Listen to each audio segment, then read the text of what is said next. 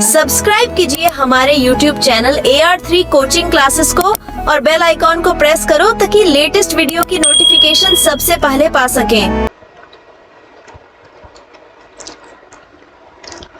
Hello student, मैं राजकुमार आपका AR3 coaching class में एक बार फिर से स्वागत करता हूं। और आज के इस वीडियो लेक्चर में हम पढ़ेंगे वान ऑफ गुणांक और ये 12th की केमिस्ट्री क्लास चल रही है।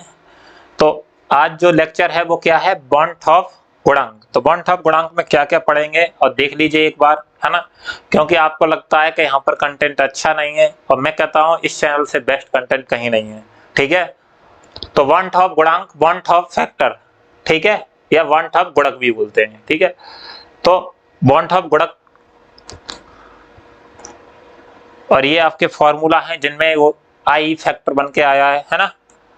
तो क्वालिटी प्रॉपर्टी जो चेंज हुई है उसके साथ साथ आप पढ़ेंगे आई का मान कैसे ज्ञात करेंगे जब विभाजन या संयोजन पूर्ण हुआ हो या 100% हुआ हो। तो ठीक है, अगर 100% विभाजन ना हो तो हम आई की वैल्यू कैसे ज्ञात करेंगे, और जब पूर्ण संयोजन ना हुआ हो तब कैसे करेंगे। इसके साथ साथ ये दो अंकित हैं जिन्हें हम हल करेंगे। ठीक है, तो यह है हमारा आज का सेशन।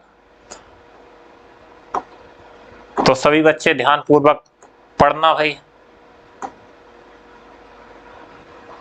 और अगर आपके लिए अच्छे लगते हैं नोट्स तो शेयर करें ज़्यादा से ज़्यादा बच्चों के लिए, क्योंकि मैं दावा देता हूं आप मुझसे पढ़िए आपके 97-98 नंबर से कम नहीं आएंगे केमिस्ट्री में, क्योंकि इससे बाहर केमिस्ट्री बिल्कुल आती ही नहीं है। मुझे कई साल से एक्सपीरियंस है इस बात का, और हमारे यहाँ छात्र जो ऑफलाइन पढ़ते हैं वो लेकर भी आते हैं, क्योंकि पिछले बार का भी रिजल्ट आपने देखा हुआ और इस बार भी देखना, इस बार भी अच्छा रहेगा रिजल्ट बच्चों का।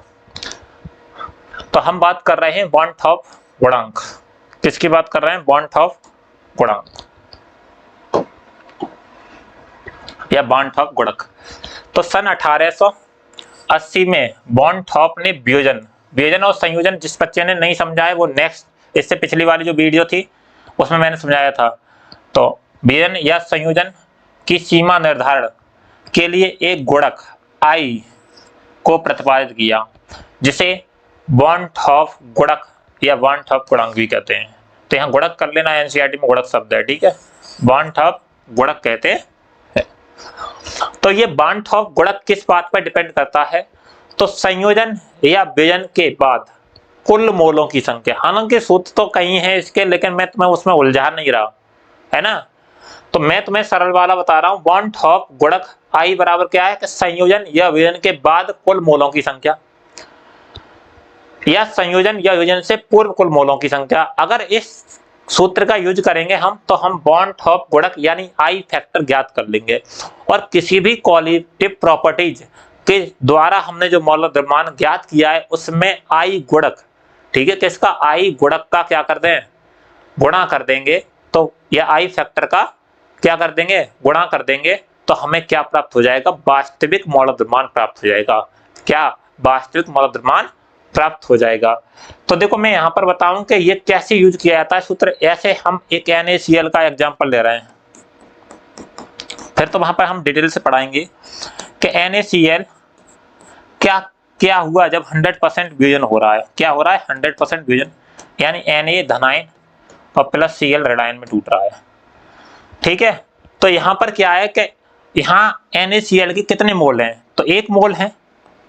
अगर जो बच्चे समझ नहीं पाते हैं कि 1 मोल क्या है, यानी इन्होंने 11th क्लास आराम से मौज मस्ती में गुजार दी है, वो ध्यानपूर्वक समझें। अगर यहाँ पर कोई भी गुणांक लगा होता है, स्टोइकियोमेट्रिक कोएफिशिएंट, जैसे 1, 2, 3 या, तो उस अणु के पास जितने भी गुणांक लगे होता है उसका 1 मोल मान लेते हैं। अब इसके पास 1 ही लगा है, 1, यहाँ भी 1 लगा है, 1, और अगर यहाँ भी 1 है तो 1 गुणांक में जहां पर कुछ नहीं होता वहां 1 मान लेते हैं। तो 1 मोल इसका। जब वियोजन हुआ तो 1 मोल हमें यहाँ प्राप्त हुआ और 1 मोल हमें यहाँ प्राप्त हुआ। तो अब वो बात कह रहा है कि हमें आई गुणक ज्ञात करना है। तो आई गुणक की या आई की वैल्यू हम कैसे ज्ञात करते हैं? तो देखो आई बराबर क्या होता है कि संयोजन या वियोजन के बाद कुल मोलों की संख्या। तो संयोजन हुआ है, यहाँ वियोजन हुआ है, तो यहाँ पर हुआ है वियोजन। अरे वियोजन मतलब टूटे ही तो हैं NaCl। तो वियोजन हुआ है तो वियोजन में कितने मोल हैं? 1 और 2 मोल। कितने मोल प्राप्त हुए? 2 मोल। 2 लिख दिया, बटे संयोजन या विजन से पूर्व कुल मोलों की संख्या। अब संयोजन या विजन, यहां हुआ विजन, विजन से पूर्व कुल मोल कितने, 1 मोल, तो 1 कितना आ गया, 2। तो I यानी गुणक, ठीक है, I फैक्टर का जो मान आ गया 2। अगर किसी भी क्वालिटेटिव प्रॉपर्टी द्वारा हम NaCl का जो वैद्युत अपघट ले रखा है उसका वास्तविक मान ज्ञात करना चाहते हैं क्वालिटेटिव प्रॉपर्टीज, यानी जैसे हिमांकमय अवनमन या उन्नयन के द्वारा, तो उसमें I का और यानी 2 का और गुणा कर देंगे हम, तो हमें वास्तविक मोलर द्रव्यमान ज्ञात हो जाएगा। आई बात समझ में। अब देखो, ये तो मैंने यहां आपको समझा दिया था सूत्र कैसे यूज करते हैं। अब हम पढ़ेंगे आगे के, जैसे बॉन्ड हॉप गुणक को शामिल करने पर अणसंख्य गुणों, बॉन्ड हॉप गुणक को शामिल करने पर अणसंख्य गुणों या हम गुणधर्मों के लिए सभी निम्नानुसार संयोजित किए गए जो अणसंख्य गुणधर्म है वो सभी निम्नानुसार किए जाते हैं आई के अकॉर्डिंग। अब सूत्र जो हमारी क्वालिटेटिव प्रॉपर्टी थी, विलायक का वाष्प दाब या विलायक के वाष्प दाब का अपेक्षिक अवनमन, पहली थी ये। इसमें हमने क्या किया, सूत्र क्या होता था, P minus PS upon P, ठीक है। किसी किसी बुक में लिखा होगा, अगर NCERT पढ़ोगे तो उसमें लिखा होगा P naught minus P upon P naught equal to WB into MA या W2, इस तरह से लिखा होगा WA plus MB into I, इस तरह से भी लिख सकते हैं, और या फिर स्मॉल w बटे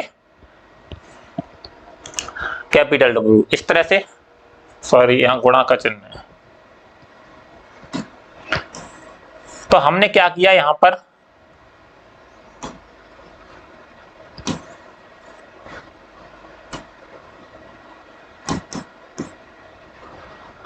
तो ये भी सूत्र बन सकता है अगर किसी भी बुक्स में होगा, तो आप ऐसे ही लिख सकते हैं जैसे NCERT में इस तरह से होगा, यहाँ 2 होगा AB की तरह। तो हमने I फैक्टर उसमें जोड़ दिया, I फैक्टर का गुणांक कर देंगे या गुणक कर देंगे या गुणा कर देंगे, तो हमें उसका वास्तविक मोल द्रव्यमान ज्ञात हो जाएगा। ऐसे ही तो क्वथनांक में उन्नयन था, क्वथनांक में उन्नयन हमने सूत्र पढ़ा था, तो क्वथनांक में उन्नयन यानी डेल्टा TB बराबर क्या होता था, मैं यहाँ पर लिख दूं, देखो डेल्टा TB बराबर, किसी किसी बुक्स में ऐसे लिखेगा KB इंटू स्मॉल m, तो अगर इसमें हम क्या कर दें इंटू I का और गुणा कर दें इंटू I, तो हमारा ये भी क्वथनांक में उन्नयन में जो क्वालिटी प्रॉपर्टी में चेंजिंग हुआ था वो इस तरह का सूत्र हो जाएगा। या फिर आप इस सूत्र की मदद से कर सकते हैं, डेल्टा T बराबर KB into small w into 1000 बट्टे small m into capital W। अब यहां पर और इंटू I, ठीक है, I जो फैक्टर है। और नेक्स्ट है कि हिमांक में अवनमन, तो हिमांक में अवनमन में क्या चेंजिंग आ जाएगी, तो हिमांक में अवनमन में भी I लगा सकते हैं। तो हिमांक में अवनमन के लिए सूत्र होता है डेल्टा TF बराबर KF into small m। Small m मतलब बताओ भाई, स्मॉल m क्या है, बताएं, कमेंट बताएंगे ज्यादातर। स्मॉल m यहाँ पर क्या है, मोललता, क्या है भाई, मोललता, और इंटू I। KF क्या है, KF क्या है, और इसका मात्र कमेंट में लिखेंगे जो बच्चे बाकी में पढ़ रहे हैं रेगुलरली, जिससे ये पता पड़ जाएगा कि आप पढ़ते हो या फिर ऐसे ही स्किप करके वीडियो चले जाते हो, ठीक है। तो डेल्टा TF बराबर KF into M into I, या फिर इसका यूज कर सकते हैं डेल्टा TF बराबर KF into small w into 1000 बट्टे small m into capital W और इंटू I। ये देखो I फैक्टर का हमने गुणांक कर दिया। एक इसके बाद था पराशर दाब। पराशर दाब का सूत्र होता है पाई बराबर CRT, है ना, क्या बराबर होता है, पाई बराबर CRT, और इसमें I का गुणा कर दिया हमने, है ना। तो या फिर हम इसको जगह पे ऐसे भी लिख सकते हैं कि पाई बराबर W अपॉन MRT और I, ठीक है, ये भी सूत्र यूज कर सकते हैं, ठीक है, क्योंकि सी, और एक और भी सूत्र यूज कर सकते हैं कि सी सांद्रता है तो मोलरता वाला सूत्र भी लगा करके इसको आगे चेंजिंग कर सकते हैं, जो कि मैंने पराशर दाब में यूज करा है।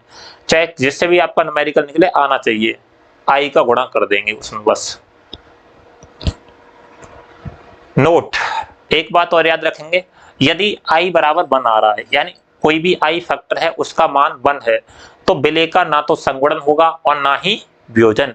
बात समझ में आ रही है? ये बहुविकल्पी में पूछ लेते हैं कभी कभी कि संगुणन कब होता है या वियोजन कब होता है। तो I की वैल्यू अगर 1 है तो ना तो संगुणन होगा और ना ही वियोजन। अगर I की वैल्यू अधिक है 1 से तो क्या होगा? वियोजन। क्या होगा? वियोजन। ठीक है, जैसे देखो NaCl Na धनायन और प्लस Cl ऋणायन, ये कितने? 1 मोल। अब तो समझ गए होगे मोल। और ये कितना है? 1 मोल। और ये कितना है? 1 मोल। टोटल अगर मैं I की वैल्यू निकाल रहा हूं यहां पर तो क्या होगा? संगुणन या वियोजन से, वियोजन के बाद कणों की संख्या कितनी है? 1 और 2। कितने मोल है? 2। और उसके पहले कितनी है? बताओ जल्दी से। उसके पहले कितनी है? 1। तो कितना हो गया? 2। तो मैंने कहा अगर I की वैल्यू 1 से अधिक आ रही है तो वहां क्या होता है? वियोजन। देखो वियोजन हो रहा है, I की वैल्यू 2 आई। अरे क्लियर है? नेक्स्ट, क्लियर है तो हाँ बोल दिया करो। यदि I की वैल्यू 1 से कम आ रही है तो वहां पर क्या होगा? संगुणन। जैसे देखते हैं संगुणन हो रहा है या नहीं, क्या ये बात सही है या गलत है, चेक कर लेते हैं। जैसे CH3COOH कितने हैं? इसके 2 मोल। क्या बना रहा है? सिर्फ 1 मोल। CH3COOH। जिन बच्चों ने अगर फर्स्ट वीडियो ना देखी होगी इसकी, जो असामान्य मौल द्रव्यमान की, उनकी बात समझ में कम आएगी। समझ में आ रहा है? उनकी बात समझ में कम आएगी। जैसे 2CH3COOH और CH3COOH का होल ट्वाइस, तो यहाँ पर कितने मोल है? 2 मोल। बट यहाँ पर कितना मोल है? क्योंकि यहाँ एक गुणांक में है तो सिर्फ 1 ही मोल है। कितना है? 1 मोल। अगर मैं I की बात करूं तो I बराबर क्या निकालते हैं? तो मतलब संगुणन या वियोजन के बाद में, संगुणन के बाद में कणों की संख्या कितनी है? 1। तो 1। उससे पूर्व कितनी है? 2। तो कितना? 0.5। तो मैंने कहा था कि अगर भाई संगुणन होता है तो वियोजन की मात्रा, सॉरी I की वैल्यू होती है वो 1 से कम होती है। तो 1 से कम है। यहाँ तक बात समझ में आ गई हुई? क्लियर है? ये तीनों पॉइंट आप मोस्ट इंपोर्टेंट की श्रेणी में डाल लें, जिससे आपसे मॉक क्वेश्चन और नीट वगैरह में इससे प्रश्न पूछ लिए जाते हैं। नेक्स्ट है I का मान कैसे ज्ञात करें। भाई समस्या तो ये है कि सर आपने बार्नठॉप गुणांक तो बता दिया है ना, कि बार्नठॉप गुणांक बता दिया, और बार्नठॉप गुणांक बताने के बाद में I की वैल्यू कैसे ज्ञात की जाए। समस्या क्या है कि I की वैल्यू कैसे ज्ञात की जाए। तो अभी तो यहाँ पर बता दी थी थोड़ी सी, लेकिन अब समस्या होती है कुछ वैद्युत अपघट्य ऐसे होते हैं जिनका संगुणन हो रहा है, किसका होता है? वियोजन, है ना। तो उनकी I की वैल्यू कैसे ज्ञात करते हैं। उसके बावजूद कुछ ऐसे होते हैं जिनका पूर्ण वियोजन नहीं होता है और कुछ का होता है पूर्ण संयोजन नहीं होता है। तो उनके लिए कैसे कैसे हम I की वैल्यू लेकर आएंगे, तो यही कॉन्सेप्ट हमें क्लियर करना है। इसमें जुड़े रहें भाई, ये ना सोचेगा सर चले गए, सर अभी क्लास में ही है। I का मान कैसे ज्ञात करें, है ना, कैसे ज्ञात करें। तो पहला है जब वियोजन या संयोजन 100% हो जाए। तो कुछ ऐसे वैद्युत अपघट्य होते हैं जिनका वियोजन 100% होता है और कुछ ऐसे वैद्युत अपघट्य होते हैं जिनका 100% नहीं होता है। तो पहली बात हम कर रहे हैं कि जिनका वियोजन 100% हो जाता है या संयोजन 100% हो जाता है तो उनकी कैसे ज्ञात करते हैं। तो देखो ये NaCl है, इसका तो 100% हो जाता है, Na धनायन प्लस Cl ऋणायन। सब हो रहा है, करके देखते हैं। मान लेते हैं इसका 100% वियोजन हुआ है, ठीक है 100%। तो ये कितने मोल हैं? 1 मोल। किसी को कोई दिक्कत नहीं होनी चाहिए अब ये मोल वगैरह वाली समस्या में, ना सोच लो वहीं पर आके। 1 मोल और यहाँ पर कितना है? 1 मोल। और इसके भी कितने? 1 मोल। कितने मोल है? 1 मोल 1 मोल 1 मोल। ठीक है, अब मोल मोल तो लिखना सीख गए होगे। अब ये मोल वाली समस्या तुम्हें बड़ी दिक्कत करती है। और में कोई भी बच्चा ऐसा भी हो जिसने कभी दावत में लड्डू भी नहीं बांटे हो और रसगुल्ले भी नहीं बांटे हो, उसे पकड़ा दो बस, लड्डू तो सब बांट देंगे लेकिन ये मोल नहीं बांट पाते। ऐसा क्या है भाई इस मोल में, इसको भी बांटना सीखिए। तो देखो 1 मोल 1 मोल और 1 मोल कितने हैं? तो यहां पर 1 मोल है। तो अगर मैं बात करूं संयोजन यहाँ संयोजन हो रहा है वियोजन, बताए बच्चा संयोजन हो रहा है या वियोजन? तो यहाँ पर हो रहा है वियोजन, क्योंकि टूट रहा है। तो अगर मैं आई की वैल्यू निकालूंगा तो आई बराबर क्या है, संगुणन या वियोजन से पूर्व के बाद कणों की संख्या कितनी है, 1 और 2 मोल। तो कितने लगा दें, 2 बटे उससे पहले कितनी है, 1, तो लगा दीजिए कितना आ गया, 2। तो आई की वैल्यू यहां पर कितनी आ गई, 2। अरे सॉरी, कलर बढ़िया साले, ये सही रहेगा। चलो इसी को देखते हैं। अब इसमें देखते हैं KCl में बताओ जल्दी से, बांटो लड्डू। 1 मोल और ये कितना, 1 मोल और ये कितना, 1 मोल। क्या हो रहा है यहाँ पर, वियोजन। तो आई की वैल्यू कैसे ज्ञात करें, आई बराबर, बताओ जल्दी से, आई की वैल्यू कैसे ज्ञात करें। तो आई बराबर क्या होगा, संयोजन या वियोजन से के बाद कणों की संख्या कितनी है, 1 और 2। ये 1 है भाई, 2 मान समझ लेना,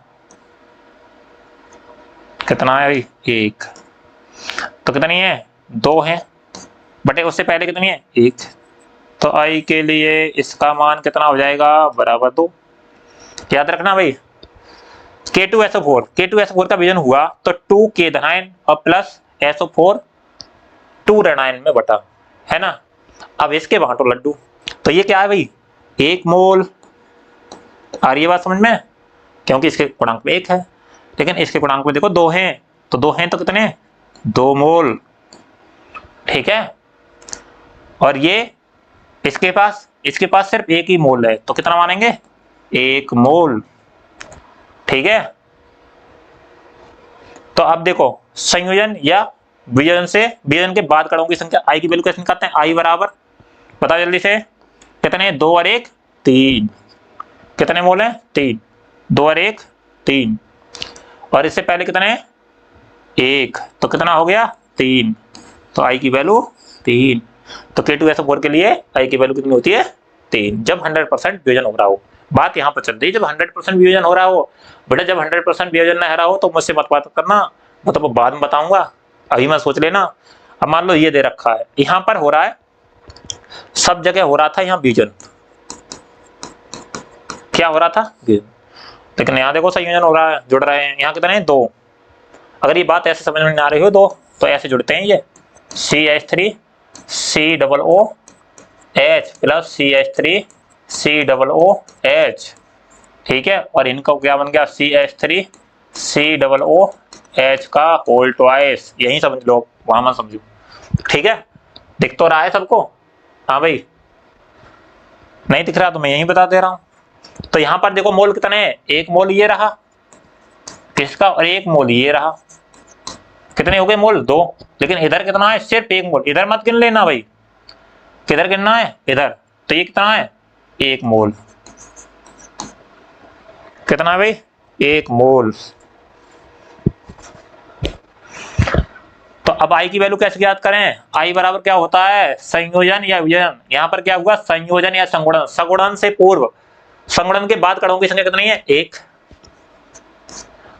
और संगुणन के पहले कितनी है संख्या, 2। तो कितना आ गया, 0.5, कितना आ गया, 0.5। आ रही है बात समझ में। एक और रह गया ये, है ना, इसको भी लिख ले उतरी कि इसको छोटा कर लें, चलो छोटा कर लेते हैं थोड़ा, या ऊपर खिसका लें, चलो थोड़ा सा खिसका दें, नहीं बनेगी बात।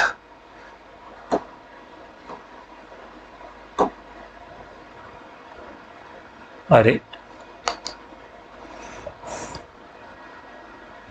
ऐसा कर लो, चलो छोड़ो, फिर आप स्क्रीनशॉट लोगे तो दिक्कत होगी, बस 0 इधर लिख ले रहा हूं मैं, ठीक है। इसको या यहीं पर दिख रहा होगा तो देखो, यहां समझो, यहां कितने मोल हैं, 2 मोल, उसी की तरह तो कितने, 2 मोल, और यहां कितने मोल हैं, सिर्फ 1 मोल। अभी यहां बात 100% वियोजन की लेके चल रहे हैं, ठीक है।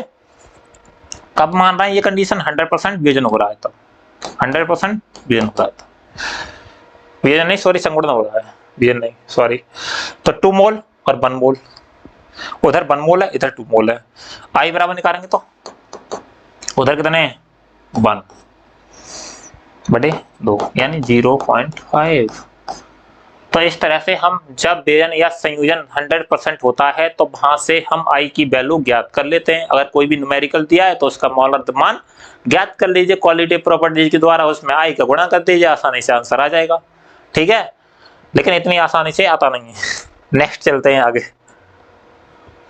जब पूर्ण वियोजन ना हो तब, या फिर वियोजन हो 100% या ना भी हो, उससे कोई फर्क नहीं पड़ता है, सबके लिए यूज कर सकते हैं। लेकिन वहां तो पूर्ण वियोजन हो रहा था तो हम शॉर्ट ट्रिक से कर लेते थे, लेकिन यहां पर पूर्ण वियोजन ना हो तब क्या करेंगे, या पूर्ण वियोजन हो या ना हो इससे कोई लेना देना, होगा या ना होगा तब भी इस डेरिवेशन को मैं जो कर रहा हूं और इससे जो फॉर्मूला निकल के आएगा उसकी सहायता से आप करेंगे तो आपके लिए क्लियर हो जाएगा। ठीक है, मान लो कि यहाँ पर क्या हो रहा है, वियोजन। वियोजन के आधार पर हम मान ले रहे हैं कि NaCl वाला उदाहरण है, NaCl, क्योंकि ये जो भाषा है आप समझ नहीं पाओगे, क्योंकि इसमें एक फॉर्मूला बनाऊंगा NaCl, उसके आधार पर रख दे रहा हूं NaCl और Na धनायन और प्लस Cl ऋणायन। ठीक है, प्रारंभ में मानते हैं यहाँ पर एक AN मतलब सिर्फ 1 मोल है। ठीक है, क्या बात कर रहा है वो, 1 मोल है, जिससे N मोल मतलब क्या होता है, विजन होता है, यानी जो प्रोडक्ट बनता है वो N मोल बनता है। या मान लो कोई भी कंपाउंड जैसे NaCl है, यहाँ पर कितना है, सिर्फ 1 मोल था, और यहाँ पर कितना हो गया, 1 मोल ये रहा और 1 मोल ये रहा, 2 मोल बना। इसी तरह से यहाँ पर मान लेते हैं कि प्रारंभ में क्या होगा, प्रारंभ में वियोजन होगा। बताओ भाई, प्रारंभ में वियोजन होगा या नहीं होगा, प्रारंभ में वियोजन नहीं होगा। मान लेते प्रारंभ में कितना है, 1 मोल, क्योंकि 1 लिखा है। ठीक है, 1 मोल लिया, 1 कणों की संख्या है, कणों की संख्या कितनी है, प्रारंभ में 1, लेकिन t समय बाद तब यहाँ पर क्या होगा, 0, क्योंकि कुछ नहीं होगा। जैसे मान लो यहाँ पर, अभी मैं उसका उदाहरण करके दिखा दूंगा इसके आधार पर, पहले से डेरिवेशन को देख लीजिए, है ना, जिससे आपको आसानी से समझ में आ जाएगा। लेकिन कुछ समय बाद क्या हुआ कि यहाँ पर n मतलब अगर वियोजन 1 का हुआ, जैसे 1 मोल का हुआ, तो यहाँ पर मान लेते हैं अल्फा वियोजन हुआ। अल्फा क्या है, वियोजन की मात्रा है, यानी t समय बाद वियोजन की मात्रा, जितना वियोजन हो रहा है, तो अल्फा। अब जहाँ n लगाए तो n अल्फा बने होंगे। तो इसका मतलब मैं यहाँ पर लिख दूं t समय बाद n अल्फा बने होंगे। तो मैं यहाँ पर कह सकता हूँ, यहाँ क्या था 1, क्या था 1, लेकिन इससे निकला क्या, अल्फा, तो यहाँ बचा 1 माइनस अल्फा। क्या बचा, 1 माइनस अल्फा, और यहाँ बने क्या, n अल्फा। क्या बने, n अल्फा।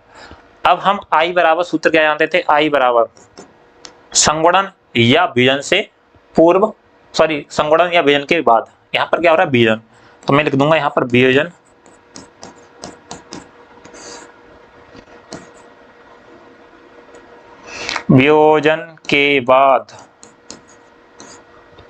के बाद कुल मोलों की संख्या या कणों की संख्या बटे वियोजन से पूर्व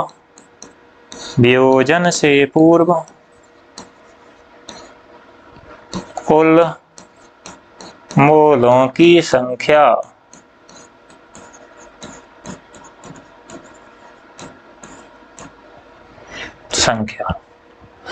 तो वियोजन के बाद कुल मोलों की संख्या, वियोजन से पूर्व कुल मोलों की संख्या, वियोजन के बाद कुल मोल कितने हैं, n अल्फा। क्या कर दें हम, कुल मोल जोड़ने हैं। ठीक है, तो क्या है ये, वियोजन के बाद t समय बाद कितने हैं, 1 माइनस अल्फा है, और वियोजन से पूर्व कितने हैं, तो हम लिख लीजिए इनको, दोनों को जोड़ दीजिए टोटल। ठीक है, यहाँ पर वियोजन हुआ ही नहीं है और यहाँ वियोजन हो रहा है, तो मैं जोड़ूं, देखो n अल्फा, इसको ऐसे लिख लीजिए 1 माइनस अल्फा, जो वियोजन हुआ था तब कितना बचा था, 1 माइनस अल्फा। ठीक है, और प्लस n अल्फा। ये वियोजन हो गया है, उसके बाद की कंडीशन है n अल्फा। मैं लिख दूं यहाँ पर, ये क्या है, वियोजन के बाद, ठीक है। और ये क्या है, विजन से पूर्व, जो 0 कर लिखा है विजन। अगर किसी को डाउट है तो विजन से पूर्व कणों की संख्या या मोलों की संख्या।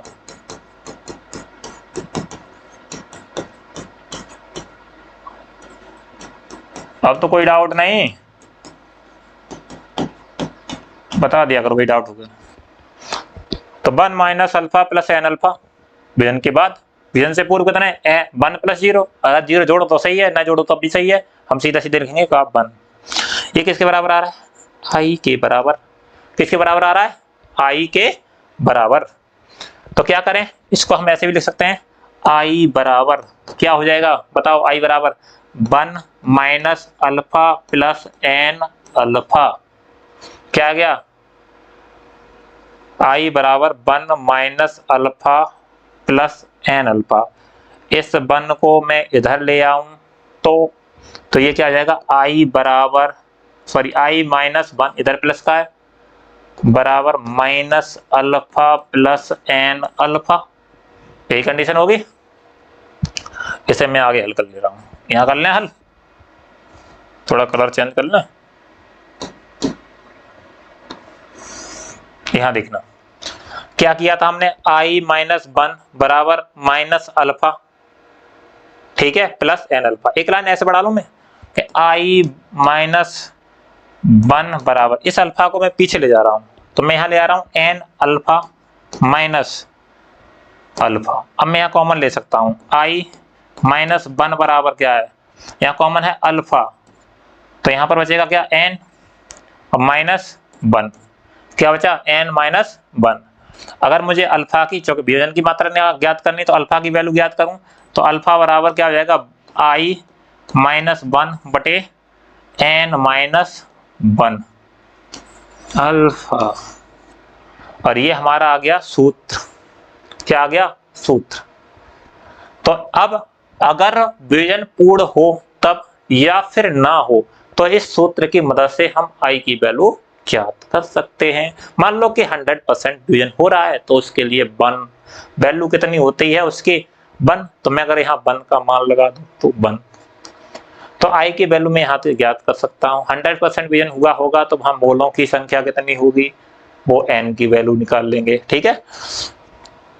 लेकिन प्रबल वैद्युत अपघट्य के लिए क्या होता है, प्रबल वैद्युत अपघट्य के लिए क्या होता है, आई बराबर एन के, आई एन के बराबर होता है। इसलिए यहां पर अल्फा बराबर कितना होता है, 100% विजन मान लेते हैं। अगर ये बात समझ में आई, एक बार फिर से समझा दे रहा हूं और उसके बाद में हम मेन उदाहरण पर रख करके इसे एक्सप्लेन कर देंगे, ठीक है। जैसे हम तुम्हें सिद्ध करके ये भी दिखा देंगे कि 100% विजन होता है, तो जो मैंने तुम्हारे लिए उधर बताया था ना, जो NaCl की वैल्यू निकाल के दिखाई थी, कितनी आई थी, 2 आई थी, वही आएगी। जैसे देखो ये बात यहाँ तक समझ में आ रही है, इससे समझ में नहीं आई होगी, अभी यहाँ मैं मिटा दे रहा हूँ। अब इसको समझ लीजिए इस तरह से, क्योंकि आपको मुझे लगता है कि आपको समझ में नहीं आई होगी, है ना। कि मान लो कि मेरे पास क्या है, अभी एक ये पेंसिल है लेकिन ये 2 नहीं है, मान लो कि इसको 1 है, 1 का जोड़ा है। अब 1 से क्या बन जाएगा, जब विजन होगा तो 2 बन जाएंगे। अभी अगर ये पास पास लगे हैं तो ये क्या है, अभी ये पास पास जब मेरे हाथ में है तो मान लो कि ना 1 मोल है, क्या है 1 मोल। जब मैं इन्हें अलग करूंगा तो कितने मोल हो गए, 2 मोल, है ना। तो इसका मतलब, कहने का मतलब है कि पहले ये 1 था, है ना, पहले ये 1 था, इसलिए इसमें जो हमने विजन किया, मान लो कि इससे हमने अलग किया तो 1 और 1 कितने मोल है गए, 2 मोल अलग अलग हो गए। जैसे कि इसमें हमने क्या किया था, पहले कितने हैं ये 1, और जब विजन करेंगे इसका A का तो ये किस में टूट जाएगा, n में, क्योंकि n गुणांक में है। n मतलब कितने भी होंगे, यहाँ पर 2 हैं तो 2, समझ में आ रही है, तो इसलिए यहाँ n की वैल्यू आ गई, तो कितने आ गए 2, है ना, 2 हो गए। इसलिए अगर मैं एक बात कहूं कि इससे अल्फा निकला तो मैं ये बात नहीं कह सकता हूं कि इससे n अल्फा निकले होंगे, ठीक है। अगर इससे अल्फा निकला तो n अल्फा निकलेंगे। तो विजन के जो ये वाली कंडीशन है प्रारंभ में, वो ये विभाजन से पूर्व की कंडीशन है मोलों की संख्या, और जो टी समय बाद हुई थी वो विभाजन होने के बाद,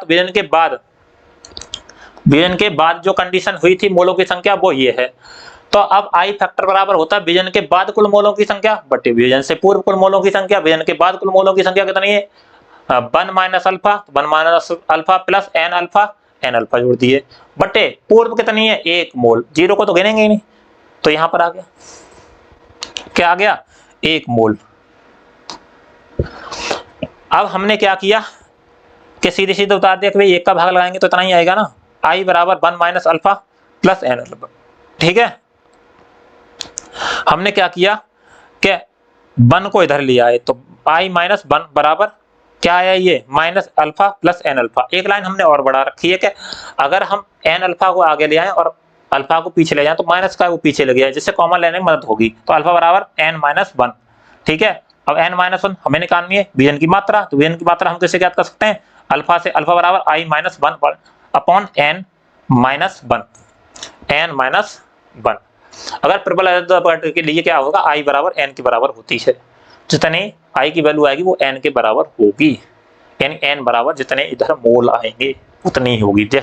अब इसके लिए समझिए जब 100% विभाजन हो रहा हो तो, अब मैं इसके लिए एक बात से समझाता हूं। जब मैंने कहा था जब पूर्ण विभाजन ना हो तब इसकी मदद से हम कर सकते हैं, और जब 100% विभाजन होगा तब भी इसी की मदद से कर सकते हैं। अब मैं एक यहाँ पर एक समझाता हूं तुम्हारे लिए NaCl द्वारा। तो एक पेज नया ले लेते हैं, दे दो भाई नया पेज। तो मान लीजिए ये है NaCl और Na धनायन प्लस Cl ऋणायन। यहाँ पर मान लेते हैं 100% विभाजन होगा। ठीक है, तो यहाँ पर कितने मोल बने? 1 मोल प्रारंभ में, और यहाँ पर कितने बने? 1 मोल में ये टूटा और 1 मोल में ये टूटा। वो कहानी थी थ्योरेटिकल डेरिवेशन टाइप, और यहाँ पर समझेंगे बिल्कुल रख करके एग्जाम्पल पर। ठीक है, लेकिन टी समय बाद क्या हुआ? होना था वही हुआ। टी समय बाद क्या हुआ? मान लेते हैं कि हमारे अभी यहाँ 0 मोल थे, सॉरी यहाँ कितने थे? 0 मोल।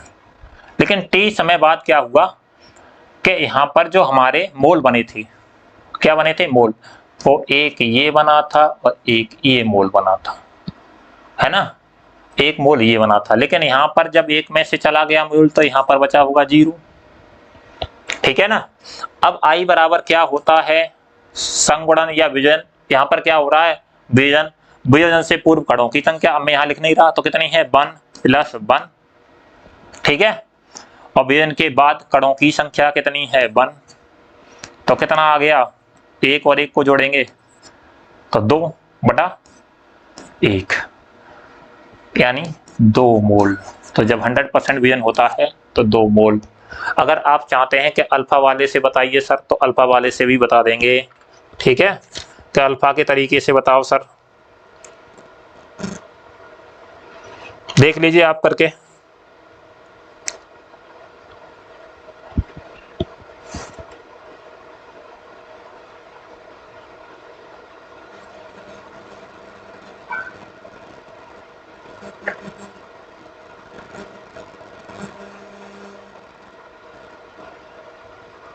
KCl का निकाल के दिखाइए आप। KCl गिव्स आउट K धनायन और Cl ऋणायन। जल्दी से करिए, क्या वो सही आ रहा है 100% विभाजन होने पर?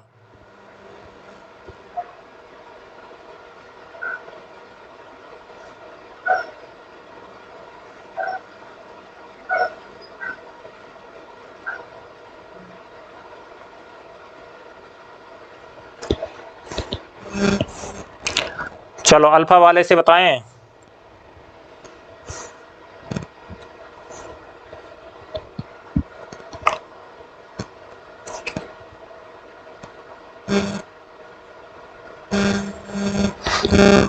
चलो इससे भी बता देते हैं। ये तो अपनी जो शॉर्ट मेथड थी उसी की तरह, देखो अल्फा के हिसाब से बना दे रहे हैं। ठीक है, दूसरा भी तरीका देख लीजिए। टी समय बाद मान लो यहाँ 0 मत रखिए, तो यहाँ पर क्या था? अल्फा मोल बने, अल्फा मोल जैसे उस तरह से किया था उसमें भी, है ना? तो यहाँ बना 1 माइनस अल्फा, क्योंकि अल्फा निकला। अब 2 मोल हैं तो इसलिए हर जगह 1-1 बटा होगा, है ना, अल्फा अल्फा।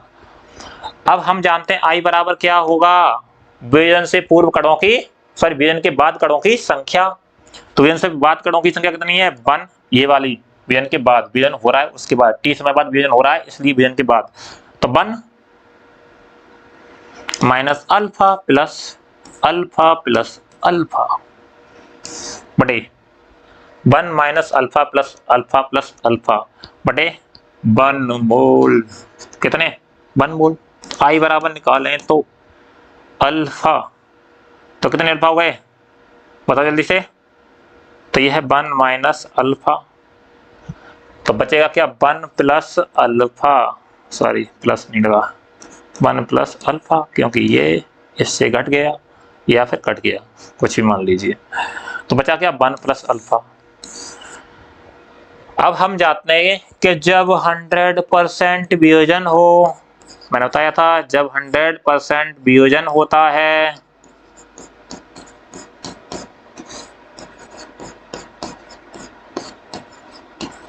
तो बेटा क्या होता है, अल्फा की वैल्यू कितनी होती है, अल्फा बराबर 1। तो मान लगा दें इसमें आई बराबर 1 प्लस 1 यानी 2, तो देखो हो गया नहीं सिद्ध, 2 कितनी आ गई वैल्यू, 2, आई फैक्टर की वैल्यू कितनी आ गई 2, जो कि मैं यहां पहले ही बताया था, देखो ये बताए थे मैं, आई बराबर 2/1 बराबर 2। तो वहां पर ये वाली क्रिया करने की कोई जरूरत नहीं है जब 100% वियोजन हो रहा है, तब जब 100% वियोजन नहीं होता है तब हम वो कर सकते हैं। तो आप अब किसकी बताई थी मैंने तुम्हारे लिए, KCL वाला करके देखना, किसका, KCL AlCl3 KCL AlCl3, इन सब का करना आप, ठीक है, इन सब का करना। तुम कहो तो एक और बता दें, चलो एक और बता देता हूं जिससे तुम्हें क्लियर हो जाए, जो दूसरे तरीके का, कह रहे सर NaCl का तो बहुत इजी है, इसी का बता देते हैं, जो कोई भी देखे इसी का बता देते हैं, तो दूसरे का देख लीजिए, देख लो भाई वीडियो लंबी हो जाएगी पूरी देखना। तो दूसरा देखिए, मान लो MgCl2 किस में टूटेगा, Mg 2 धनायन प्लस 2Cl ऋणायन, अगर हम डायरेक्ट निकालें तो 2 और 1 3 आ जाएगा, पर देखते हैं। तो प्रारंभ में क्या होगा, करिए बहुत जल्दी से, प्रारंभ में यहाँ पर कितने मोल हैं, 1 मोल, भाई वियोजन नहीं हो रहा है, वियोजन नहीं हो रहा है, मान लो वियोजन हुआ तो बाद में होगा, t समय बाद वियोजन हुआ, t समय बाद क्या हुआ, वियोजन हुआ, तो बताओ क्या बने, अल्फा, और यहाँ कितने बनेंगे 2 अल्फा, क्योंकि यहाँ 2 आगे लगा स्टैगमेट, यहाँ 1 लगा है, तो यहाँ पर क्या बचा 1 माइनस अल्फा, क्योंकि अल्फा वियोजित हुए, मान लेते हैं कि कणों की संख्या अल्फा कणों की संख्या वियोजित हुई, तो यहाँ पर Mg के कितने कण वियोजित होंगे, अल्फा, और Cl के कितने होंगे 2 अल्फा, क्यों, क्योंकि 2 लगा हुआ है इसलिए 2 अल्फा। तो हम जानते हैं आई बराबर क्या होता है, आई बराबर वियोजन के बाद कणों की संख्या, तो वियोजन के बाद कणों की संख्या क्या है, ये वाली कितनी है, तो जोड़ दीजिए 1 minus alpha plus 2 alpha plus 2 alpha बटे कितना 1, वियोजन के बाद मूल, वियोजन के बाद वाले ये हैं तो कितना है 1, कर लीजिए कैलकुलेट, तो मान लेते हैं अल्फा से अल्फा ये कट जाएगा, तो क्या बचा 1 प्लस 2 अल्फा आई वैल्यू, लेकिन हम जानते हैं जब 100% वियोजन हो, है ना, जब 100% वियोजन हो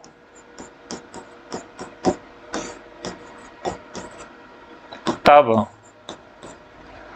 क्या होगा, अल्फा की वैल्यू होती है 1, क्या होती है, अल्फा की वैल्यू 1, तो लगा दीजिए आई बराबर 1 प्लस 2 गुणा 1, तो कितना हो गया, अभी नहीं बता पाए, 2 और 1 3, तो आई की वैल्यू 3, आई की वैल्यू 3। तो अब तुम करना बेटा AlCl3 का, AlCl3, तो Al प्लस 3Cl रेडाइन, इसका तुम्हें करना है। किसका करना है? इसका। नहीं किए तो सोच लेना, आप ही नहीं सीखोगे मुझ पर कोई फर्क नहीं पड़ता। नेक्स्ट चलते हैं। अच्छा, हमने मिटा दिया था एक पेज।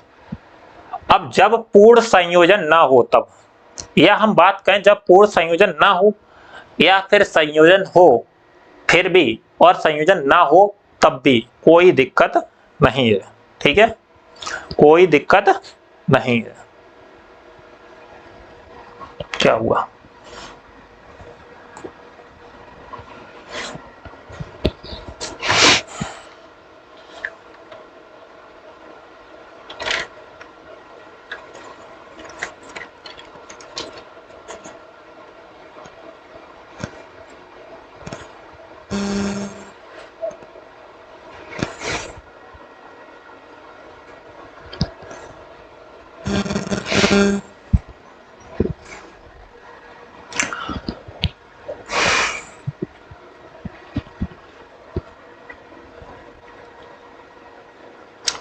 इसके लिए उदाहरण लेते हैं हम, वही वाला CH3COOH gives out CH3COOH का होल ट्वाइस, और ये है तुम्हारी 2।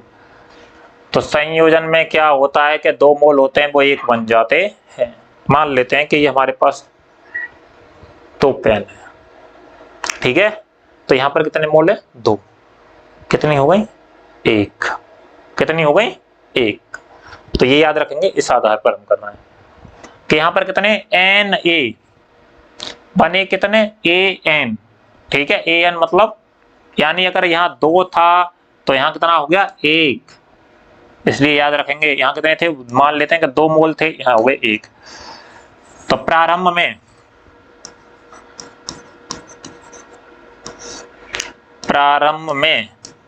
कितने मोल हैं? प्रारंभ में कितने मोल हैं भाई? N। ठीक है, अगर हम प्रारंभ की बात करेंगे तो मान लेते हैं N के लिए यहाँ 1 मोल हैं। कितने हैं? 1। तो यहाँ पर क्या होगा? 0। क्या होगा? 0।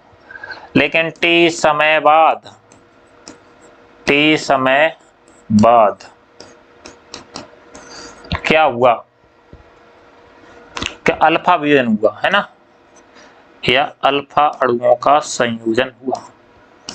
अल्फा अणु संयोजित हुए, तो अल्फा अणु संयोजित हुए, मान लेते हैं कि अगर 2 का बेटा यहाँ पर 1 बनता है तो 1 का कितना बनेगा? आधा, 1/2। तो इसलिए 1 अल्फा निकला है ना, तो एक में से 1 अल्फा निकला, तो अल्फा का कितना बनेगा? अल्फा/n, क्योंकि n अल्फा है तो मान लेते हैं n/, जैसे 2 है तो 2 का 1 बनना है, सीधी बात है। तो 1 का कितना बनेगा? आधा नहीं बनेगा, तो इसलिए अल्फा/n लिया गया है। यहाँ पर कितना लिया है? अल्फा/n। तो I की वैल्यू ज्ञात करें। I बराबर क्या होता है? संयोजन या वियोजन से के बाद कणों की संख्या, तो कितनी है? 1 माइनस अल्फा और प्लस अल्फा/n, यही तो है। और उसके बाद कितनी है? 1। कितनी है? 1। हल कर लीजिए। तो मैं क्या करूं इसमें, I बराबर 1 माइनस अल्फा प्लस अल्फा/n। ठीक है, यहां तक कर लिया। अब क्या करें, ये जो 1 है इधर ले आइए, तो I माइनस 1 बराबर क्या आ जाएगा? माइनस अल्फा प्लस अल्फा/n। ठीक है, माइनस अल्फा प्लस n। अगर आप एक लाइन बनाना चाहते हैं तो I बराबर क्या आ जाएगा? I माइनस 1 बराबर अल्फा/n माइनस अल्फा। यहाँ से क्या कॉमन ले लूंगा मैं? अल्फा। यहाँ कर लूँ, तो देखो यहाँ से कॉमन ले लिया अल्फा, तो I बराबर क्या आ जाएगा? I माइनस 1 बराबर है अल्फा कोष्टक में 1 माइनस n और माइनस 1, ये हो जाएगा। अगर अल्फा की मात्रा निकालेंगे तो अल्फा बराबर क्या आ जाएगा? अल्फा इधर निकाल लिया, ये जाएगा पक्षांतर हो जाएगा, तो I माइनस 1 अपॉन क्या जाएगा, आई माइनस 1 अपॉन एन माइनस 1। ये हमें सूत्र, यहाँ से अल्फा के विजन की मात्रा ज्ञात कर सकते हैं अगर हमें 100% विजन नहीं हो रहा है तब। ठीक है, अगर 100% विजन हो रहा है तो उसी तरह से कर सकते हैं। अब यहाँ पर तो 100% विजन नहीं हो रहा है तो इसकी मदद से हम कर सकते हैं। अगर मान लो अल्फा बराबर 100% होता तो 100% विजन होता तो उसकी वैल्यू 1 हो जाती। अगर 1 वैल्यू हो जाती तो हमें क्या प्राप्त होता, तो हम करके देख ले रहे हैं एक यदि एग्जाम्पल इसी के आधार पर। ठीक है, किसके आधार पर, इसके आधार पर, यही वाला एग्जाम्पल ले रहे हैं। चलो 2CH3COOH, क्या सर ने बताया वो सही आएगा 100% विजन होने पर। CH3COOH का होल ट्वाइस। ठीक है, CH3COOH का होल ट्वाइस। प्रारंभ में कितने मोल, प्रारंभ में कितने मोल, 1। ठीक है, और यहाँ पर 0, यहाँ पर कितने 0। यहाँ की बात कर लेते हैं, तो यहाँ पर क्या था, t समय बाद क्या हुआ, तो t समय बाद हुआ कि मान लो कि 1 में से अल्फा अणुओं का संयोजन हुआ या विजन, कुछ भी मान लीजिए। तो क्या हुआ अल्फा, तो यहाँ पर क्या बने अल्फा अपॉन 2, क्योंकि 2 का 1 हुआ तो 1 का कितना होगा 1/2, और इसी प्रकार अल्फा का कितना होगा अल्फा/2। हम निकालेंगे हम आई, तो आई बराबर क्या होगा, विजन के बाद कणों की संख्या, तो कितनी है 1 माइनस अल्फा और प्लस अल्फा/2, और पूर्व 1 है, तो आई बराबर क्या आ जाएगा 1 माइनस अल्फा प्लस अल्फा/2। सॉरी,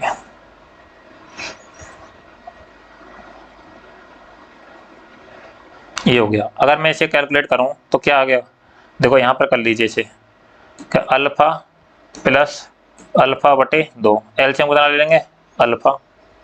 ठीक है, तो 2 अल्फा माइनस की और प्लस ये कितना बचा 2 अल्फा/अल्फा, अल्फा मिल गया तो अल्फा/, सॉरी यहाँ पर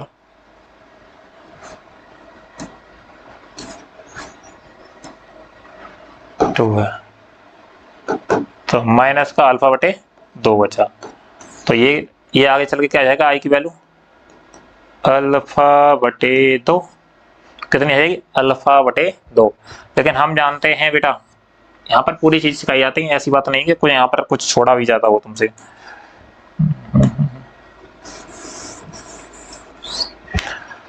हम जानते हैं कि जब 100% वियोजन हो, 100% वियोजन हो,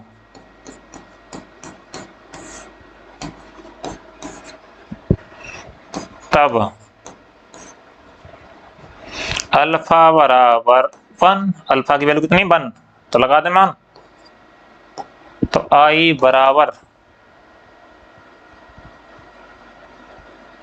नहीं ये क्या हुआ 1 माइनस हो बचा है ना, 1 हो रहे हैं, 1 माइनस 1/2, 1 में से 1/2 घटाओगे तो कितना बचेगा 1/2, ये तो सब जानते हैं आधा, या हम बोलेंगे 0.5। तो अब देखो मैंने बताया था 100% विजन होता है तो वहां पर हमारा क्या होता है 0.5 होता है आई का मान, तो क्या यही बताया था। तो देखो यहाँ पर 100% विजन हो रहा है, उसका मान कितना आया 0.5। अगर 100% विजन नहीं होता है तो सूत्र में लगाइए और आंसर निकाल लीजिए। ठीक है, तो ये आपकी समझ में आ गया। नेक्स्ट है भाई न्यूमेरिकल। अब जो न्यूमेरिकल है वो बार्नठॉप गुणक पर है। किस पर है, बार्नठॉप गुणक पर। करा दें, चलो KCl जल में पूर्ण वियोजित हो जाता है, पूर्ण वियोजित मतलब 100% वियोजन हो रहा है, तो मैं KCl की पहले तो मात्रा निकाल लूँ, KC एक तरफ से लिखें जिससे आसानी से समझ में आ जाए। KCl और वियोजन हो गया 100%, वरना किस में बटा, के धनायन प्लस सी एल ऋणायन में। सो ये बात यहाँ तो समझ में आई। अगर इसका 1 मोल है और यहाँ पर भी 1 मोल है और यहाँ भी 1 मोल है, तो आई की वैल्यू निकाल लीजिए। आई बराबर कितनी आएगी, बाद वियन के बाद कितने कण हैं, 2, तो 2 और उससे पहले कितना है, 1, तो कहने का मतलब 2, तो आई की वैल्यू पहली बात 2 निकले आई यहाँ पर। 1 किलोग्राम जल में कितने ग्राम KCl घोले जाएं, यानी ज्ञात करवा रहा है। स्मॉल w बराबर प्रश्नवाचक चिन्ह, कैपिटल W बराबर कितना दे रखा है, 1 किलोग्राम यानी 1000 ग्राम। और क्या दे रखा है कि हिमांक -8 डिग्री सेंटीग्रेड हो जाए। किसका हिमांक हो जाए, जल में कितने ग्राम घोले जाएं, तो उसका जो हिमांक है वो कितना हो जाना चाहिए, -8 डिग्री सेंटीग्रेड। तो मैं यहाँ पर एक चीज निकाल ले रहा हूँ, एक सूत्र होता है डेल्टा टी एफ बराबर T naught B minus T F. ठीक है, जहां पर उसने क्या कहा रखा है कि जो टी एफ है वो कितना हो जाना चाहिए, टी एफ -8, टी नॉट मतलब शुद्ध विलायक का हिमांक, तो वो कितना दे रखा है, शुद्ध विलायक का कितना होता है, 0, जल का 0 डिग्री सेल्सियस कितना होता है, 0 डिग्री सेल्सियस माइनस, और यहाँ पर दे रखा है -8 डिग्री सेल्सियस हो जाए, क्या जाना चाहिए, -8 डिग्री सेल्सियस हो जाना चाहिए। तो घटा दीजिए भाई, कितना आएगा डेल्टा टी एफ हिमांक में जो अपन, तो कितना हो गया, ऋण और ऋण धन हो जाएगा, 0 प्रभाव नहीं पड़ेगा, तो इस पर आएगा 8। डेल्टा टी एफ की वैल्यू कितनी आएगी, 8। ठीक है, कितनी आएगी, 8। जल के लिए के एफ की गणना कीजिए, है ना, सॉरी जल के लिए के एफ बराबर दे रखा है कितना, 1.860 डिग्री सेल्सियस, ये बात आपकी दे रखी है। तो क्या क्या दे रखा है, एक हमने ये पता कर रखा है, एक ये पता कर रखा है, और देखते हैं। तो एक सूत्र होता है किसका, डेल्टा टी एफ बराबर, डेल्टा टी एफ बराबर कोई बताएगा, K F into small M into I, जहां से मैं स्मॉल एम ज्ञात करूंगा। स्मॉल एम ज्ञात करेंगे तो हम फिर मौलता से विलायक विलेय का द्रव्यमान ज्ञात करना, थोड़ा सवाल बड़ा है भाई, विलेय का द्रव्यमान ज्ञात करेंगे तो वो मौलता में मिलेगा, अब यहाँ तो मिलेगा नहीं, तो मैं मौलता के लिए यहाँ पर लगा रहा हूँ सूत्र। तो पहले हम मौलता से एम की वैल्यू निकाल ले रहे हैं यहाँ पर गुणा करने से। तो डेल्टा टी एफ की वैल्यू कितनी आई, 8, के एफ की वैल्यू कितनी आई है, दी गई है 1.86 इनटू एम ज्ञात करना है ना, और आई की वैल्यू कितनी आई थी, आई की वैल्यू आई थी 2। तो देखो मैं यहाँ से 2 चक 8 4 बार काट दे रहा हूँ, तो m बराबर क्या आ जाएगा, 4/1.86। अगर मैं इसका इसमें भाग लगाऊंगा तो 2.15 बार जाएगा, कितनी बार जाएगा, 2.15 बार। और ये क्या है, मौललता निकली है, मौललता। अब हम जानते हैं मौललता बराबर सूत्र क्या होता है, स्मॉल w बटे m इंटू कैपिटल W। ठीक है, लगा दीजिए। तो मैं यहां नहीं लगा रहा, 1 मिनट रुकें। 2.15 मौललता m, स्मॉल w कितना है, निकालना ही है, बटे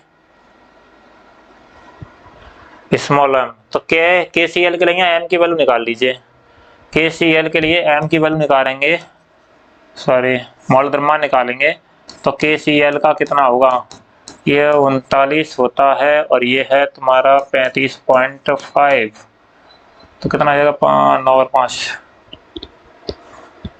5 4 7 इतना हो जाएगा। ठीक है, तो इसका जो मान है 74.5 इंटू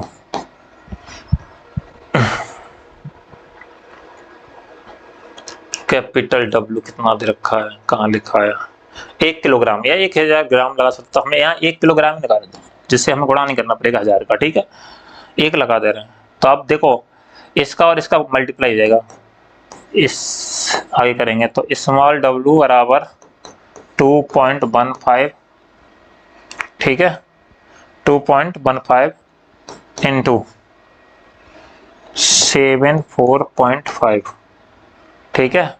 अगर इसका हम गुणा करेंगे 214 तो ये आएगा तुम्हारा 160.2 ग्राम। तो कितना 160.2 ग्राम प्राप्त होगा। तो देखो आई फैक्टर की वैल्यू कैसे यूज की गई थी यहां पर समझ लिए दोबारा से, है ना, कि KCl जल में पूर्ण विजित होता है। प्योर विजित है तो KCl की वैल्यू निकालेंगे। KCl 100% विजन हो रहा है तो सीधे सीधे शॉर्ट ट्रैक वाली विधि से, ठीक है। I बराबर 2/n बराबर 2। अब उसके बाद कह रहा है कि 1 किलोग्राम जल में कितने ग्राम घोले जाने, स्मॉल w ज्ञात करवा रहा है, KCl घोले जाए। तो यहाँ पर ही इसी का m द्रव्यमान हम यहीं पर निकाल देते थे KCl का, m बराबर की जरूरत पड़ेगी। तो जरूरत पड़ेगी तो KCl का m कितना होगा, तो वो होगा तुम्हारा 39 सीधे सीधे लिख दे रहे हैं 74.5 आया था, ये इधर निकला हुआ था, ठीक है। वो KCl का मौलिक द्रव्यमान था, हमने वो भी ज्ञात कर लिया। हिमांक -8 डिग्री सेंटीग्रेड हो जाए तो डेल्टा TF बराबर T not B minus TF। T not be तो आप जानते हो कितना होता है, 0 डिग्री सेल्सियस। और शुद्ध में से कितना घटा देंगे, 8 हो जाए तो घटाएंगे तो कितना आया, TF बराबर 8 डिग्री सेल्सियस आया। अब हमने एक फॉर्मूला पढ़ा था delta TF into KF into AM into I, ठीक है। अब मैंने यहाँ पर I की वैल्यू 2 लगा दी, M हमें ज्ञात करना मॉडल था, KF बराबर कितना 1.86 बराबर ये 8 आया। अब हमने कैलकुलेशन करी तो 2.51 मॉडलता आएगी, इसकी मॉडलता कितनी आएगी 2.15। तो मॉडलता बराबर सूत्र होता है m बराबर स्मॉल w बटे m इंटू कैपिटल W। और ये कैसे लगाओगे तो यहाँ पर आपको ग्राम में लिखना पड़ेगा। अगर ये वाला यूज करना चाहते हो तो यहाँ ग्राम में दिखाना होगा, यहाँ किलोग्राम की बात करी गई है तो यहाँ पर किलोग्राम वाला दिखा दिया गया है kg। अगर ग्राम में दिखाओगे तो इंटू 1000 ऊपर हो जाएगा। तो मान लगाया 2.15 इंटू कैलकुलेट किया तो हमारा ये आंसर आ गया। तो इस तरह से हम किसी भी बॉन्ड ऑफ गुणक का यूज कैसे किया जाता है, तो ऐसे यूज किया जाता है न्यूमेरिकल्स में। एक न्यूमेरिकल्स और है साहब, उसको भी देख लीजिए कि बॉन्ड ऑफ गुणक क्या है। ये 2017 में आया हुआ प्रश्न है। 2017 में एक प्रश्न तुमसे सादा सादा सवाल बना सकता है या फिर ऐसा सवाल बना सकता है, बॉन्ड ऑफ गुणक क्या है और 0.1 मोल कैल्शियम नाइट्रेट के जलीय विलयन में क्वथनांक की गणना ज्ञात कीजिए। जल के लिए Kv बराबर 0.52 K किलोग्राम मोल इनवर्स है। और इसका आंसर जो आ रहा है वो 1.86। क्या उसका आंसर सही आ गया? मैंने देखा नहीं उसका आंसर। हाँ 160.2 ग्राम आया, सही है। तो बॉन्ड ऑफ गुणक क्या है तो आप बता दोगे बॉन्ड ऑफ गुणक, ठीक है, क्या है, जो मैंने आपको पीछे थ्योरी में पढ़ाया है। उसके बाद हम सीधे सीधे सवाल पर चलते हैं। तो सवाल में क्या दे रखा है कि जो कैल्शियम नाइट्रेट है उसका जलीय विलयन के क्वथनांक की गणना ज्ञात करवा रहा है ना। तो मैं क्या करूं, सबसे पहले क्या करूं कि कैल्शियम नाइट्रेट CaNO3 का होल ट्वाइस, ठीक है, CaNO3 का होल ट्वाइस अगर मैं इसे तोड़ूंगा तो Ca2 धनायन और प्लस Ca2 धनायन प्लस 2NO3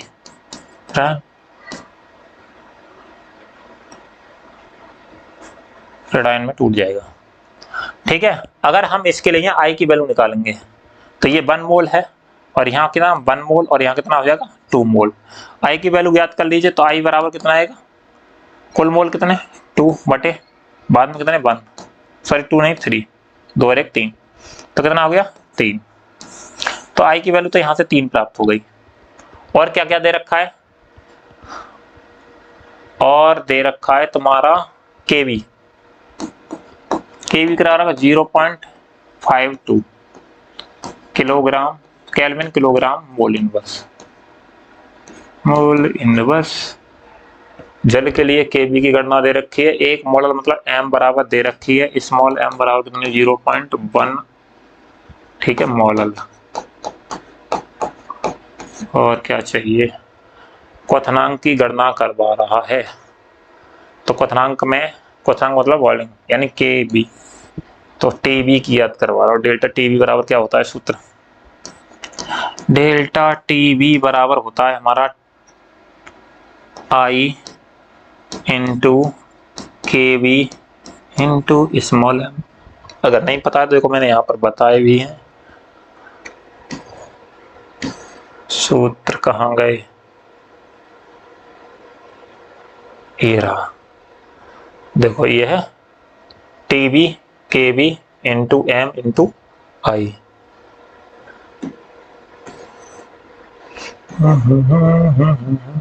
हम चल रहे थे यहाँ, आ जाओ तो लगा दीजिए मान। आई की वैल्यू कितनी, 2 आई 3 3।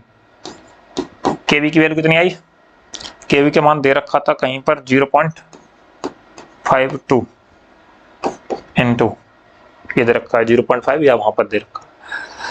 एम की वैल्यू कितनी है 0.1, गुणा करोगे तो 3 दूनी 6 और 5 15, 1.56 डेल्टा टी बी बराबर ज्ञात होगा। क्या आ गया, डेल्टा टी बी बराबर कितना आ गया 0.16। हाँ 2 अंक बाद है और एक 3, सॉरी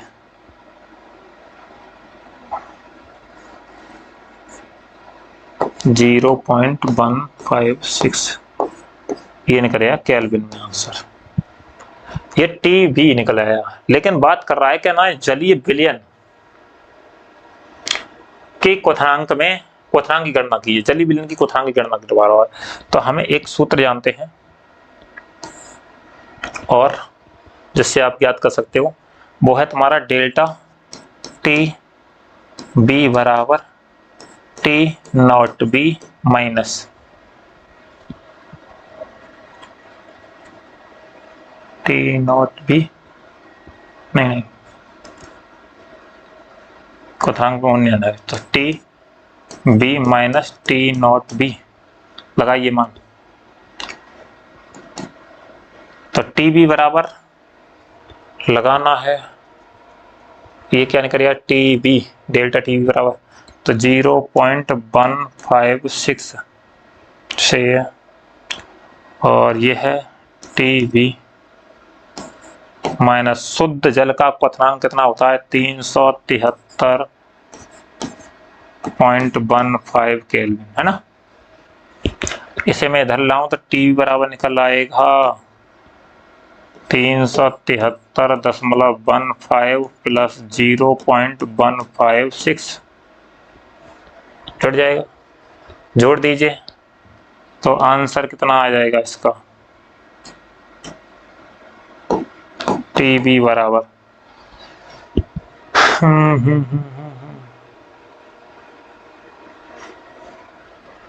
टी बी बराबर आएगा इसका,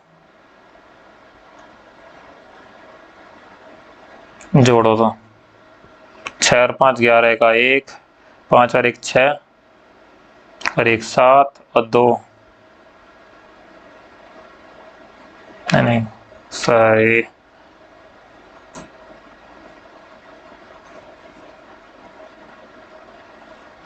यहाँ जोड़ दिया है 373.15 और कितना जोड़ना है 0.156 तो 603.373 तो इसका आंसर आ जाएगा 373.306। ठीक है केल्विन। ये आंसर इसका गलत लिखा हुआ है, मुझे लगता है ये आंसर गलत लिखा हुआ।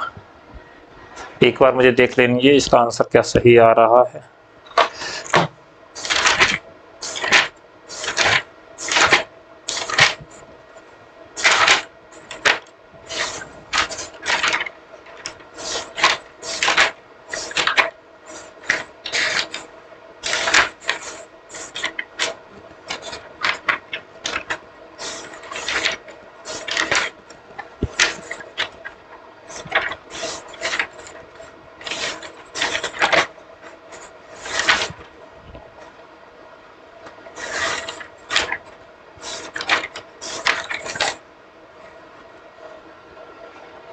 ठीक